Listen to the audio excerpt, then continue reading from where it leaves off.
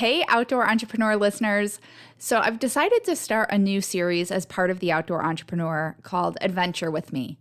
And these mini episodes, or adventure-sodes, as I like calling them, will bring you my personal stories of places I've been, things I've done, or new things I've tried, and all the mishaps and fun along the way. So, I hope you'll join me and let's go on an adventure. Today, I'd love to take you to the Grand Canyon National Park on a hike far below the rim. And before we hit the trail, here's some interesting facts. The Grand Canyon is a mile deep, it's 277 miles long and 18 miles wide. And while the national park itself doesn't include the entire canyon, it does measure in at a whopping 1,900 square miles in total. And to give you a comparison, that's bigger than the state of Rhode Island.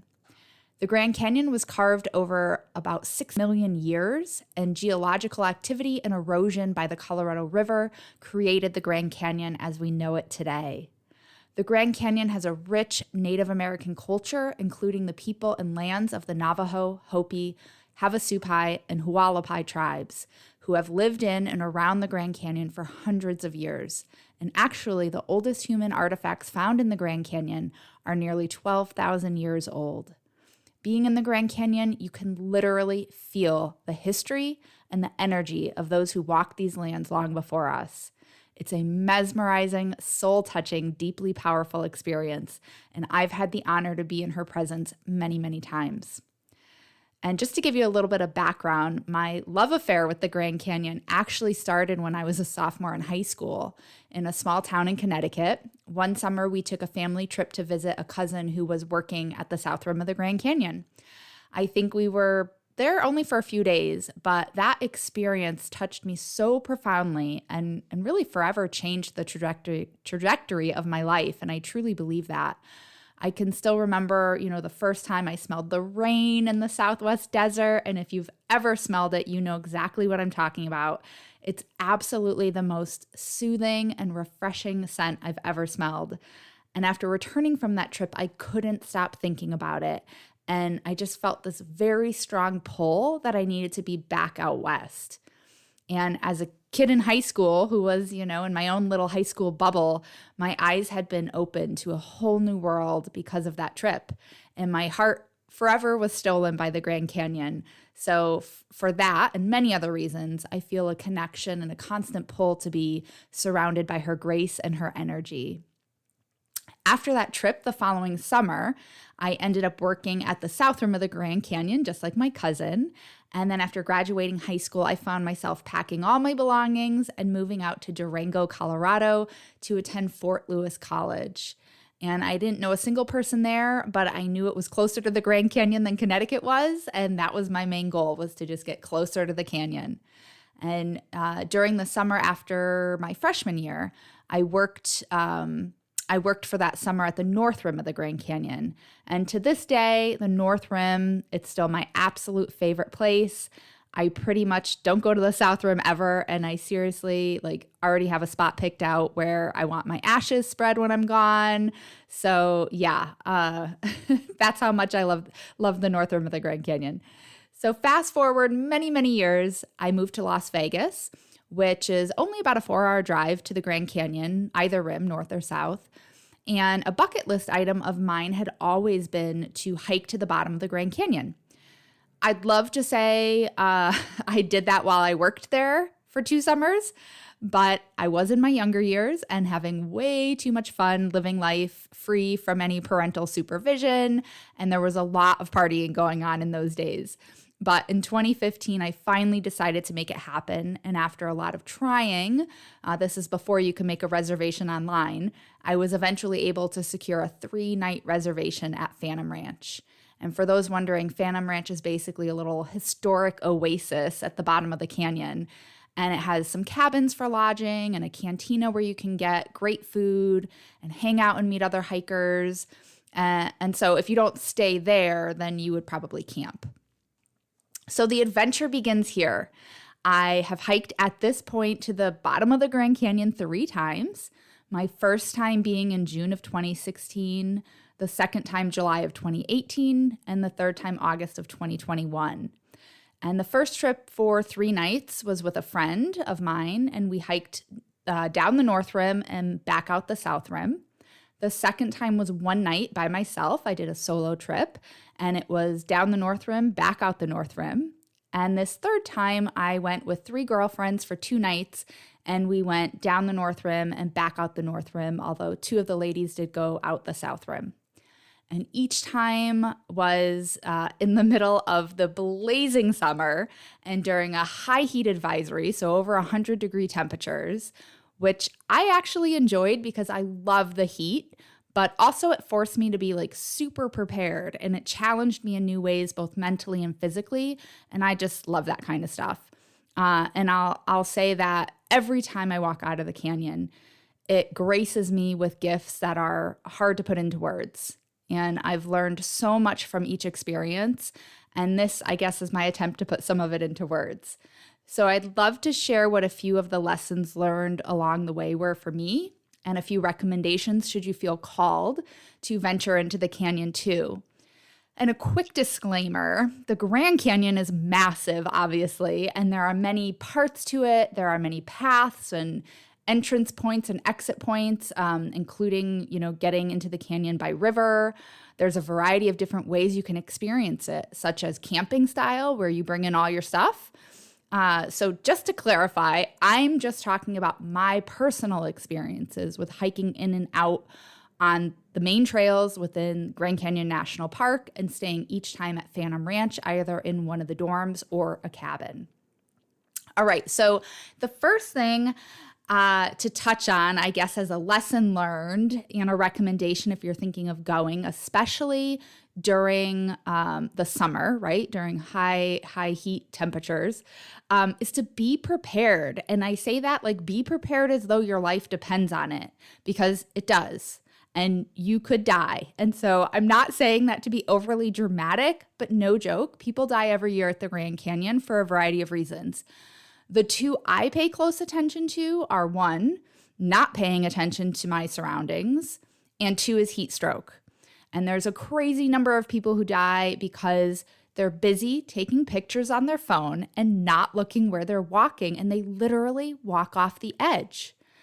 So I know it's crazy, but it's true. And think about it. I mean, I've totally done this where I'm just walking around and I'll walk into something or just not paying attention as I'm trying to take a picture or do a video, whatever it is. So if you're taking pictures, admiring the scenery, stop and do it, or at least be aware of your footing and where you're walking when you do take pictures and whatnot. So it's a thing apparently. So I always like to remind people, to be careful with that. And once you're in the canyon and you're on some of those trails with really sheer drop-offs, you can see how it can happen.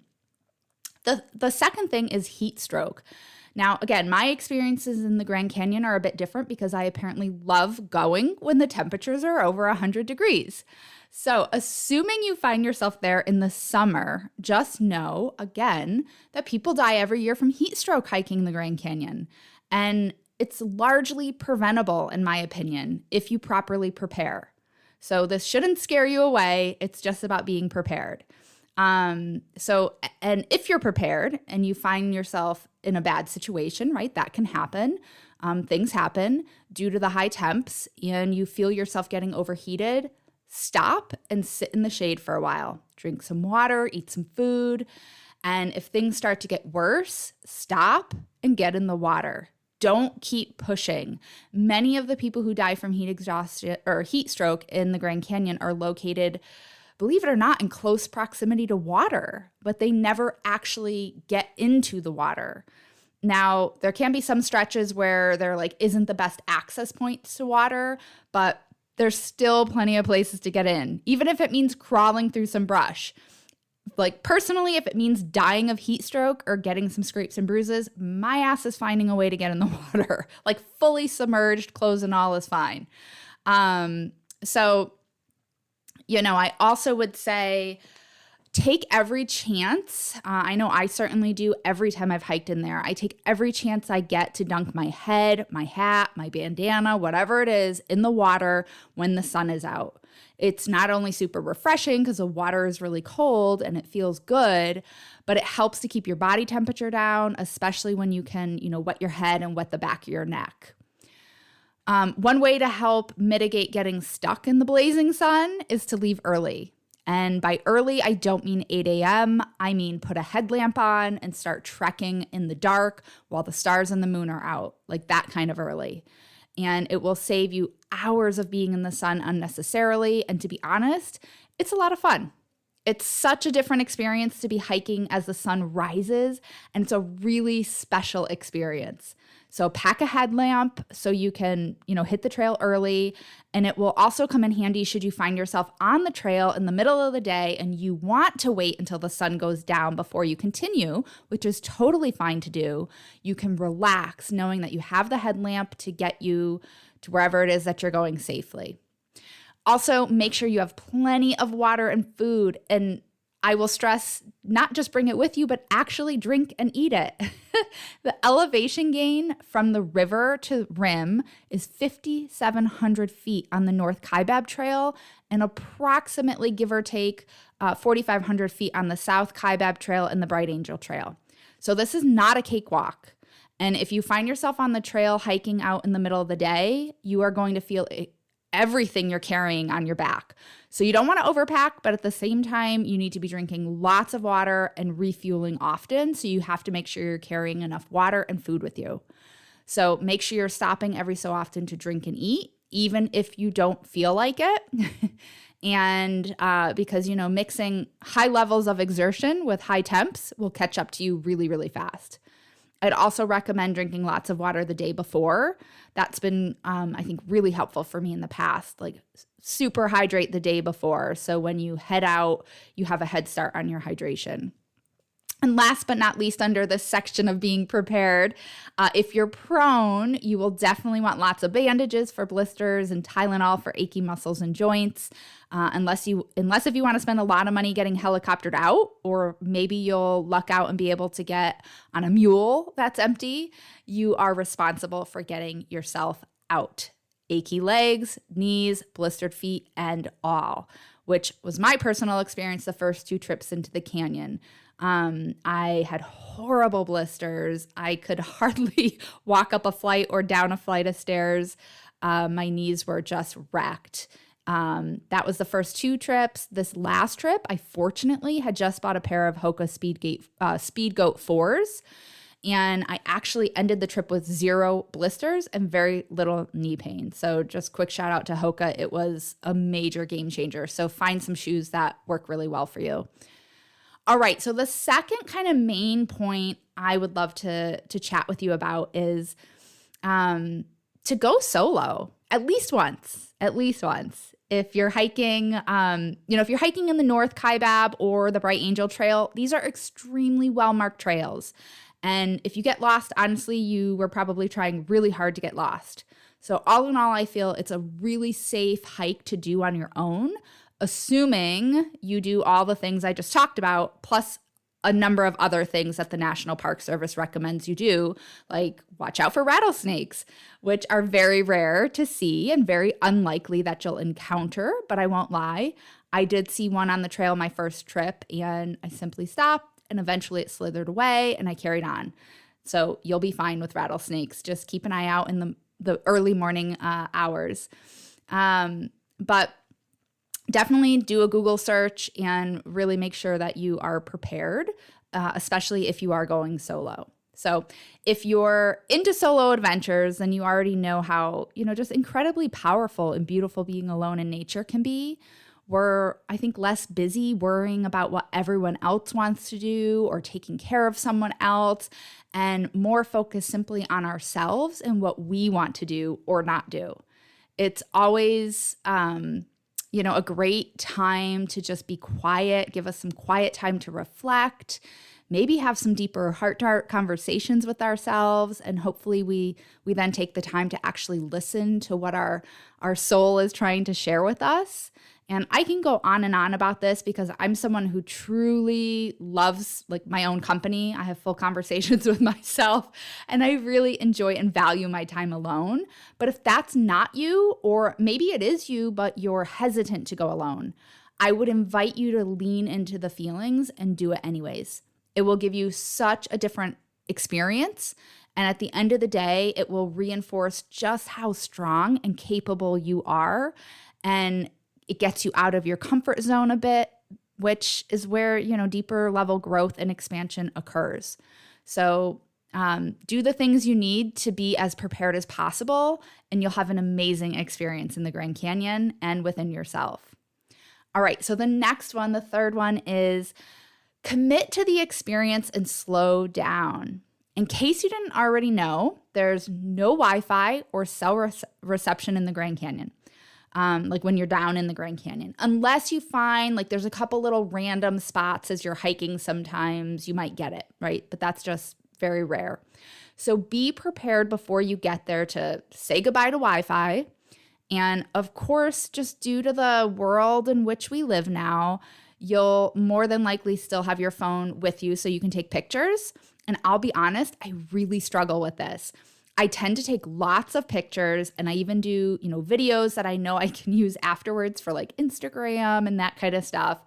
And I realize like this is not me being fully present-minded and in the moment. But like many people, this is also how I grow my business. So I try my best to keep it under control. Sometimes I have to catch myself and say, all right, Liz, no more. Put it away. Maybe like put it away for the next few hours and don't touch your phone again. I find kind of setting some boundaries early on helps me with this, but I won't lie, the mental struggle is a real one for me with this one. So beyond just being present and committing to be, right, just be during this experience, I would also recommend trying to slow down, especially if you're someone who, like me, is kind of just, forging ahead, right? You just are like, let's get there.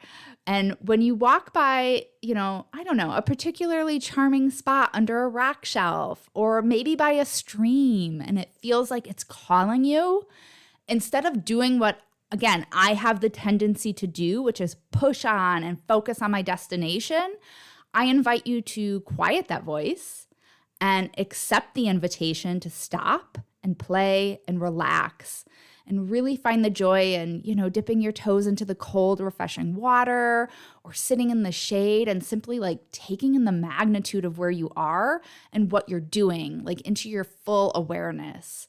On my second trip to the Grand Canyon when I went solo, I really, really focused on doing this. And I have to say it made the whole trip just a super magical experience. All right, so to recap, I mentioned be prepared. There were a lot of things under be prepared, but be prepared. Go solo at least once, and then slow down and commit to being fully in the experience. And based on my three, completely different experiences, each one allowed me to grow and expand. And even if not always like it happened immediately, it provided me some like tremendously helpful insights and revelations over time.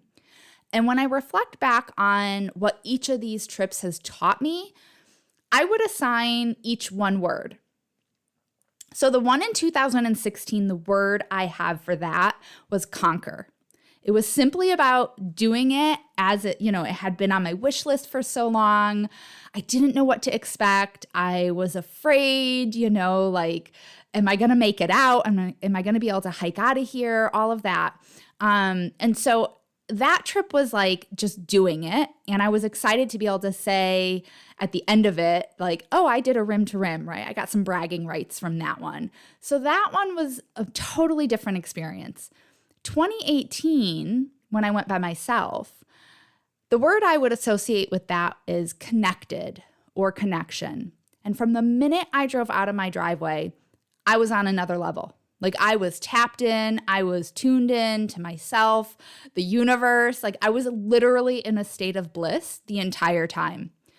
And really because of this experience I had hiking the Grand Canyon by myself, I completely understand what it feels like to be like in a true state of high vibrational frequency and how powerful it is. That is what I experienced on that trip. That solo trip was one of the most profound experiences of my life. And it gives me chills when I just think about it now. And I can remember it like it was yesterday. And part of it, I think, was I set the intention long before I left for this trip to slow down, to take my time, to enjoy the journey and not rush to get the hike done, but rather I rested often. I sat, I just took everything in and just allowed myself to be in the Grand Canyon, part of it, not just passing through it. And, you can really feel the history and like the insane amounts of energy just radiating around. They're bouncing off the walls. They're flowing through the water. It's swirling around in the air. It's freaking magical. So on top of all that, I also just love my own company. And I really started to own that and have fun with it. So this trip had a deep effect on me and holds, again, a really special place in my soul. And that's why the word I would associate with that experience is connection. All right, 2021 word would be confidence. So for this trip, I felt really relaxed. I was just there to have fun and share the experience with the group I was with. I went with 3 of my girlfriends. And even though the hike out on this one was the hardest and hottest hike of the 3 times I did it, I felt strong in my mind and strong in my body. I felt capable and confident in my abilities and focused on enjoying the process of it all, even though it was hard and it was hot and I was so ready to rip my backpack off by the time I was done. I was really able to tap into the person I have become and owning that and loving who she is. So that's my adventure of hiking the Grand Canyon 3 times. I hope you enjoyed going with me. I also hope that if you're feeling called to do an adventure yourself, that you stop putting it off. Life is so short, and every time I get out in nature and spend time with her, it's a jolting reminder of this fact. Not to mention, I always come away feeling lighter and able to better tap into and get refocused on the things that really matter to me. So keep it simple, make a plan, make the time, make sure you prepare, and get out there and just do it. And of course, make sure you have fun in the process. All right, so a few quick reminders before we step off the trail. If you're an entrepreneurial-minded outdoor enthusiast and you're looking to transform all those ideas swirling around in your head into a beautifully organized plan of action to move from where you are to where you want to be, I'd love to take you from dreaming to doing and from ideas to profits. So check out LizLandeen.com to see how we can work together. And you can also grab a free 30-minute clarity call with me. And lastly, please hit the subscribe button and turn on your notifications so you know when future episodes drop. And if you're loving the podcast, which I hope you are, please leave a review. I not only love reading them, but it also helps tremendously as we grow the podcast. All right, that's it for now. Until the next adventure, be sure you're living life on your terms and doing more of the things that bring you joy and peace. Happy adventuring, everyone.